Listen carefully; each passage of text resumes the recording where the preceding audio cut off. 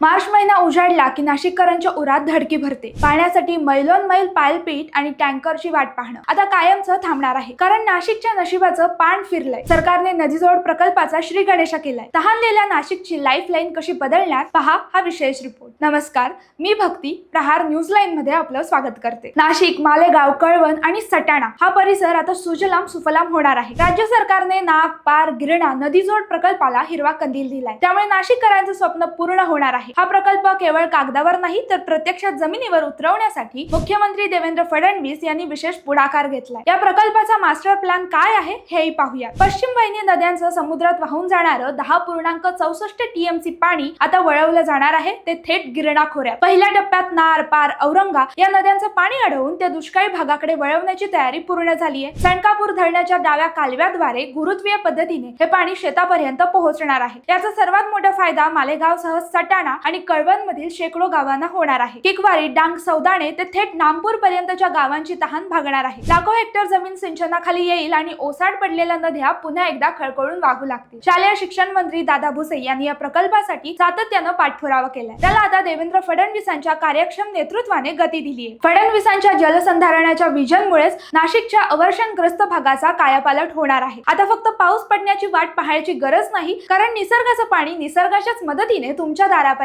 पोहोचणार आहे। नदीजोड प्रकल्प हा केवळ अभियांत्रिकी चमत्कार नाही, तर तो ग्रामीण महाराष्ट्राच्या अर्थव्यवस्थेला नवसंजीवनी देणारा भगीरथ प्रयत्न आहे। पाणी म्हणजे समृद्धी आणि या प्रकल्पाच्या रूपाने नाशिकच्या प्रगतीची नवी गंगा उतरणार आहे। वाहणारं पाणी, फुलणारी शेती आणि आता नाशिकची बदलणार संपूर्ण माती। जेव्हा पाणी घरापर्यंत पोहोचतं तेव्हा फक्त तहान भागवत नाही, तर एका पिढीचं भविष्य सुरक्षित होतं। नाशिकच्या या जलक्रांतीचा साक्षीदार होण्यासाठी महाराष्ट्र सज्ज आहे। माहिती आवडली असेल तर कमेंट्स मध्ये नक्की कळवा आणि असंच नवनवीन व्हिडिओ पाहण्यासाठी प्रहार न्यूज लाईनला लाईक, शेअर, फॉलो आणि सबस्क्राईब करायला विसरू नका। धन्यवाद।